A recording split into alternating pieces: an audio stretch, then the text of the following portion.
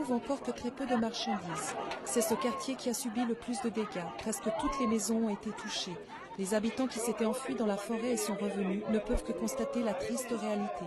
Tant bien que mal, ils essayent de remettre en état ce qui était leur foyer.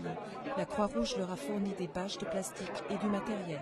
Les armées ougandaises et rwandaises, et je peux dire que même burundaises, se sont affrontées ici. Ils se sont affrontés et sans considérer la population.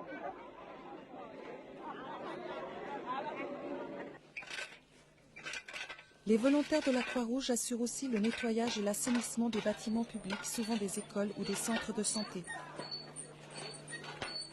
L'hôpital général fonctionne à nouveau. Environ 1700 patients, presque tous des civils, y ont été admis.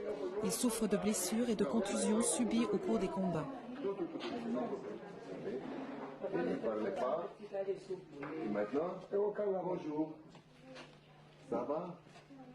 Le chirurgien du comité international de la Croix-Rouge, Chris Djanou, et un médecin congolais effectuent chaque jour une visite générale. Ils donnent des conseils au personnel soignant et réconfortent les patients. Voilà.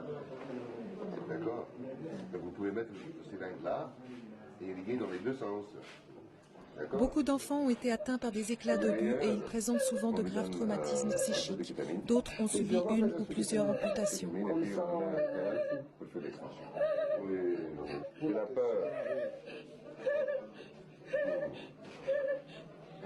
Les munitions abandonnées sur place par les combattants continuent de faire des victimes. Régulièrement, quelqu'un pose le pied sur une munition non explosée et les conséquences sont dramatiques.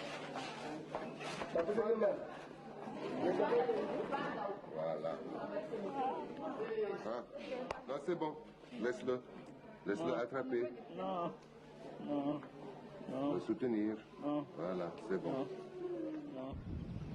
Au nord de la ville de Kisangani, le barrage sur la rivière Chopo fournissait l'électricité à toute la ville avant la dernière guerre. Et la dernière turbine, encore en fonction, a été endommagée par les bombardements. Les échanges ont repris entre les deux rives du fleuve Congo. Les paysans transportent des fruits et des légumes sur leur dos, dans des charrettes ou sur de vieilles bicyclettes. Des civils qui s'étaient réfugiés dans la forêt reviennent